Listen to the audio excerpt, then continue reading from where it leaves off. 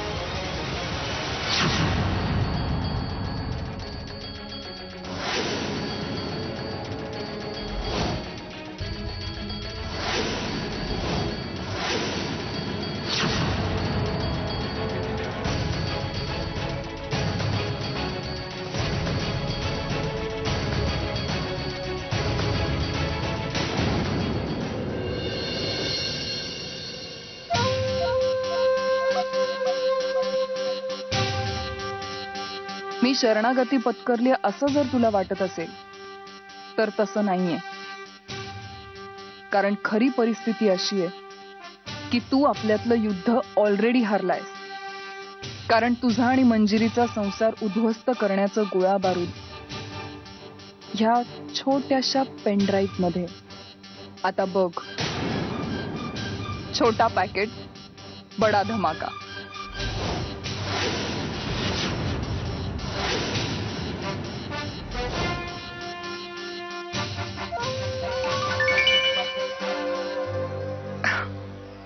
सुहास, माय innocent हबी.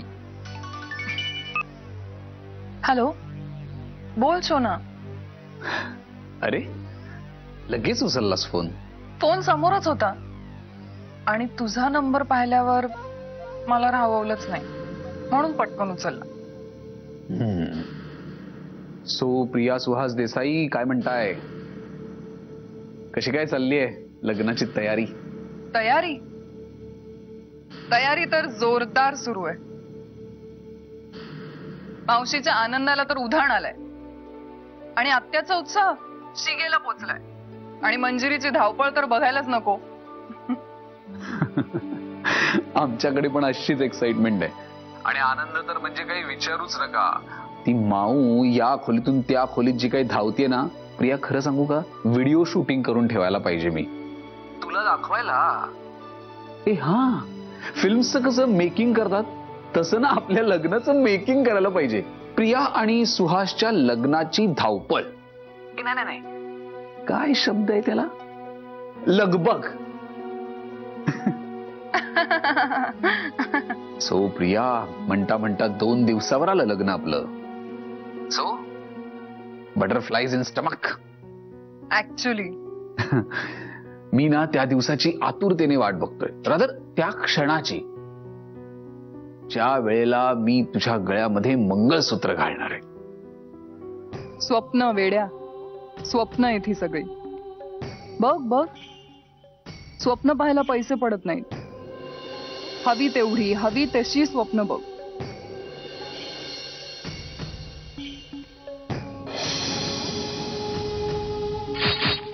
पण जेवढ्या लवकर या स्वप्नांमधून वास्तवात पाऊल ठेवशील ना, तेवढंच बरं आहे तुझ्यासाठी. कारण तुझ्या होणाऱ्या बायकोचे प्रताप जेव्हा तुझी लाडकी बहीण तुला सांगेल, तेव्हा तू स्वतःच मोडशील तुझा हा स्वप्नांचा बंगला. हॅलो प्रिया, बोर नाही ना झालीस? नाही, तू बोलत असताना मी कधी बोर होईन का? बोल ना. अरे हो, मला आणखीन एक गोष्ट तुला सांगायची होती. म्हणजे ऍक्च्युली लग्नानंतरच सांगणार होतो, but you know my excitement. मी आपल्या हनीमूनचं पॅकेज फिक्स केलंय and we are going to Bali. That's great. आवडलं तुला? खूप आवडलं. प्रिया, आपण तिथे बालीमध्ये खूप मेमोरेबल आणि खूप स्पेशल क्षण एन्जॉय करणार आहोत तुझ्यासाठी. हा मावशी, मावशी आले. हा अरे सुहास, मला ना मावशी हाक मारते, मी तुला नंतर फोन करते, ठीक आहे? Okay, bye. Love you. I love you too. Take care. पक्का.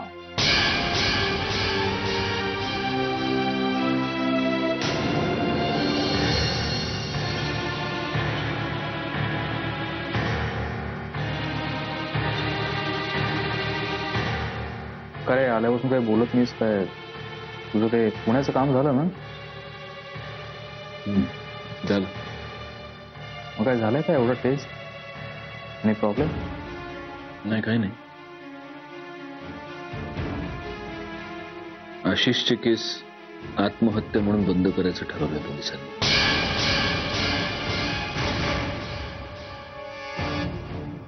अरे भाई, चांगलं आहे ना तुझ्यासाठी? ती पोलिसांची कटकट मिटेल तुझ्या मागची. नाही व्यंग, आशिषनं आत्महत्या नाही केली, त्याचा खून झालाय.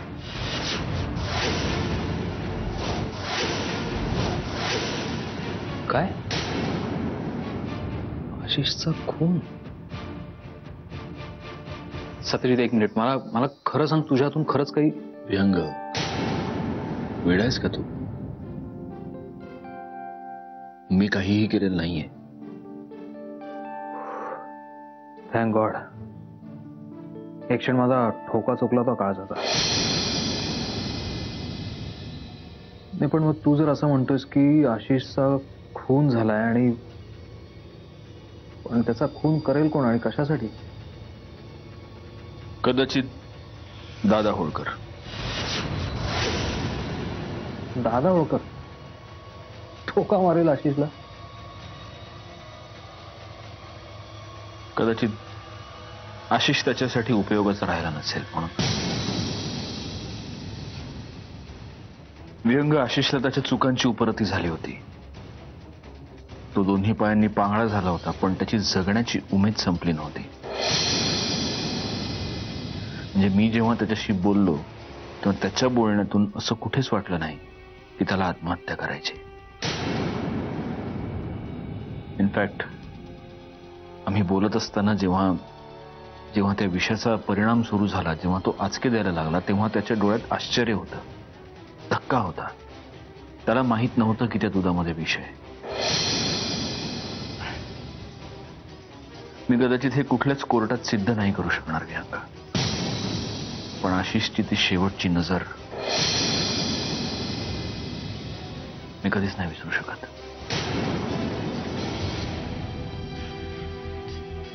हा सगळा दादाचा प्लॅन असू शकतो. म्हणजे दादानी हे प्लॅन केलं असेल की मी आशिषला भेटायला जावं. त्याच वेळी त्याने आशिषच्या दुधावर विषप्रयोग केला, सो दॅट पोलिसांना असं वाटावं की मी आशिषला मारलंय. मला अडकवण्यासाठी दादाचा हा प्लॅन असू शकतो. हा, तर त्याने हे अज्युम केलं नसेल की आशिष मला मंजिरीबद्दल सगळं खरं खरं सांगेल. नाही, पण सत्यजित, तुझे सगळे तर्क जरी खरे मानले तरी प्रश्न हा उरतोच आहे की आशिषला विष दिलं कुणी? मला सांग, तू त्या घरात जायच्या आधी त्या घरात कोणी गेलं होतं? म्हणजे तू कोणाला पाहिलंच का? मी गेलो तेव्हा आशिष एकटा होता. तो दुधाचा ग्लास त्याच्या हातात होता.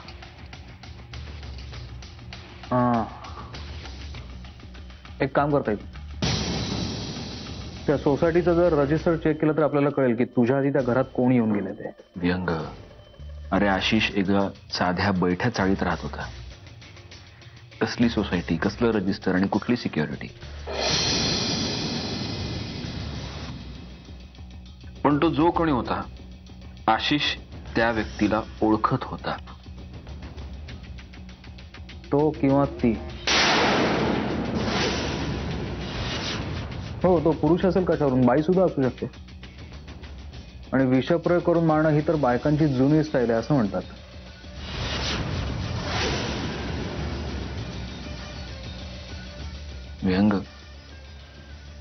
आपण आपल्या ऑफिसच्या बाहेरचा बोर्ड बदलूया. आपण जवळजवळ डिटेक्टिव्ह असल्यासारखे बोलत बसलोय.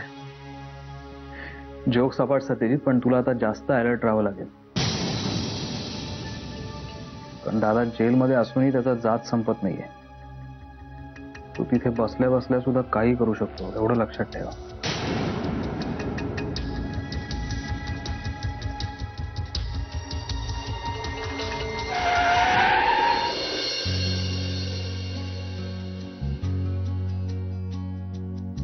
अहो काय झालं पोलीस स्टेशनला? काय नाही, पोलिसांनी नेहमीचेच प्रश्न विचारले आणि मी सगळ्या प्रश्नांची खरी खरी उत्तरं दिली. पोलिसांनी आशिषची केस आत्महत्या म्हणून बंद करायचं ठरवलंय. बरं, मी चहाचं बघते. काय नको, तू जेवायलाच वाढ, मी पटकन आंघोळ करून आणतो. बरं. अहो फोन. हाँ बोलिए. शादी को तो 1 साल हो गया. हाँ फिर भी जाना चाहते हैं. आपको कोई प्रॉब्लम? हाँ आप मुझे मेल भेज दीजिए. Okay thank you. काय कुणाचा फोन होता? अगं सकाळी नाही का मी ते नेटवर चेक करत होतो हनीमून पॅकेजेस, त्यांचा फोन आला. आता मंजिरी आपल्याला जायलाच पाहिजे. अगं फोन केला त्यांनी आता आपल्याला. तुम्ही त्यांना सांगितलं नाहीत का की 1 वर्ष झालंय लग्नाला? सांगितलं ना. 1 वर्ष झालंय लग्नाला, 1 वर्ष जुनी बायको आहे, 1 मुलगी सुद्धा झाली. मग तीर्थक्षेत्राच्या पॅकेजची माहिती दिली असती त्यांनी. बायको जर एवढा डिसइंटरेस्ट दाखवणार असेल तर तीर्थयात्रेलाच जावं लागेल मला. पण यावर उपाय आहे हा माझ्याकडे. तुम्ही ना सरळ बायको बदला.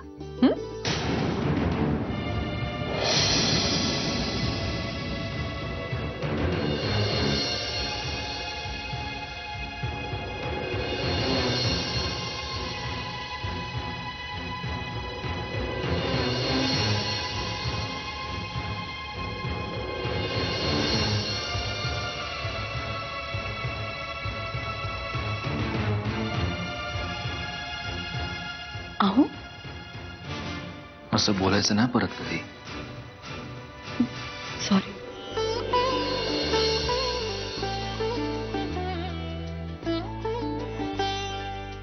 मी काय म्हणतो, आपण एक काम करूया.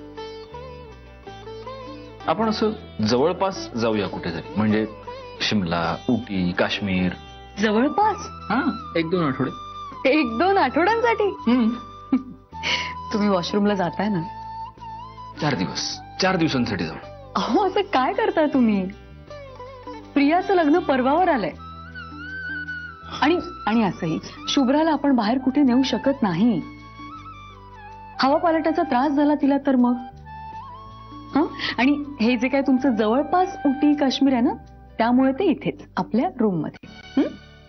1 दिवस. असं काय करता तुम्ही? दर 3 तासाने शुभ्राला भूक लागते. बरं याच्यावरही उपाय आहे माझ्याकडे. आता काय? उद्या सकाळी तू आणि मी आपण दोघांनीच ज्योतिबाला जायचं. शुभ्राला इथेच ठेवू, 2 तासात परत येऊ आपण. वा, लाख मुहूर्त शोधला उद्याचा. मग जाऊया ना. परवा लग्न आहे प्रियाचं. मग तर गेलंच पाहिजे. अरे लग्न निर्विघ्नपणे पार पडावं म्हणून आपण ज्योतिबाला साकडं घालायला उद्या गेलंच पाहिजे. वा, ते उत्तम जमलं तुम्हाला. परमार्थातून स्वार्थ कसा साधायचा. शेवटी बिझनेसमॅन आहे मी. मी काय म्हणते, लग्न शांतपणे पार पडू देत ना, मग आपण आभार मानायला जाऊ. आणि उद्या खूप धावपळ असणार आहे हो, दमछाक होणार माझी. मंजिरी टिपिकल बायको झालीस तू. अहो टॉवेल. हा घेऊन ये.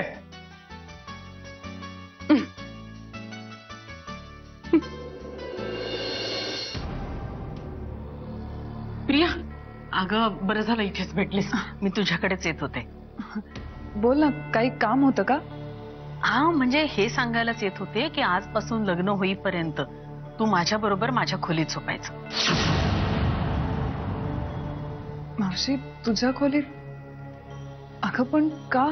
का म्हणजे या मावशीला खूप खूप गप्पा मारायच्या तुझ्या बरोबर.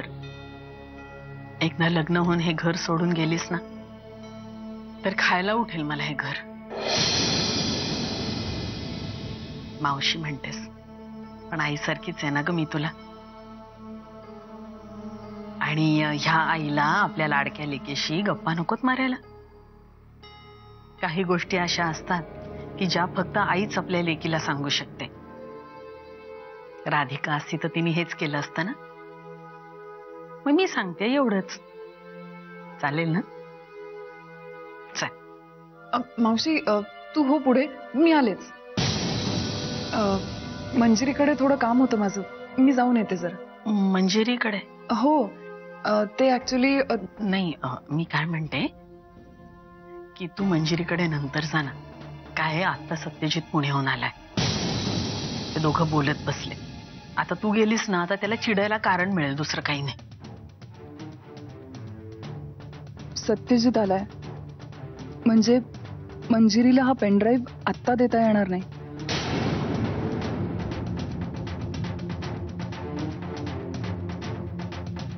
काय ग?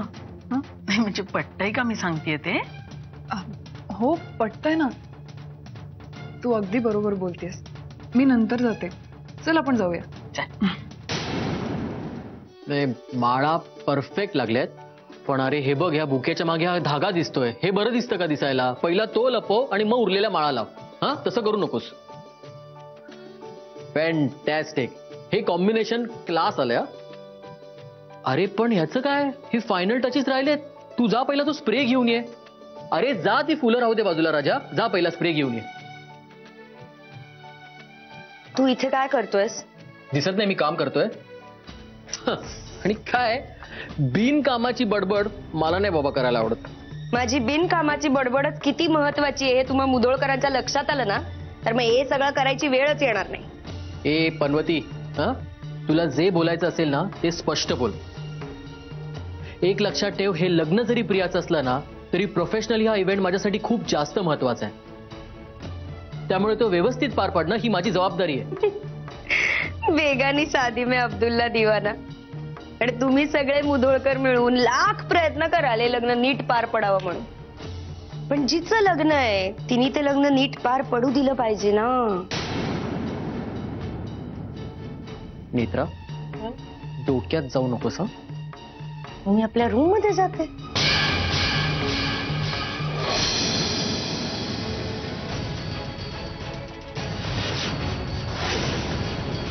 आता विषय काढलायस तो पूर्ण कर.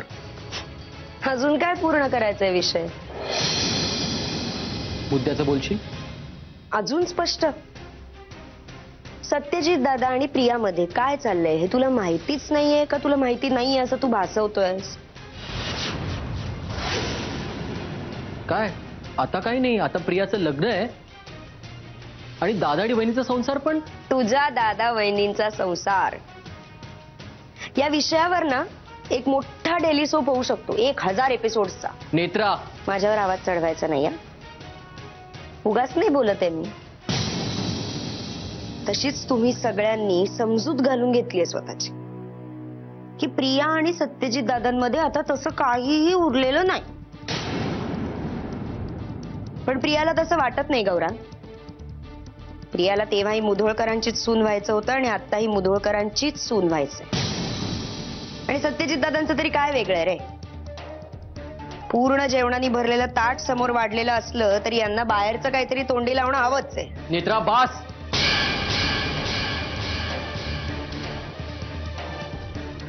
उगाच हॉलमध्ये तमाशा नकोय. तमाशा मी नाही करत आहे. तमाशा उद्या तुम्हा मुधोळकरांचा होणार आहे. नाही त्या भवानीने आई मांडवात लग्न मोडलं ना तर माझं नाव नेत्रा नाही. पण मग सुटकी चेहरे करून बसू नका. तुझ्या एवढ्या सजवलेल्या काय म्हणाल होतास? शामी आल्यात.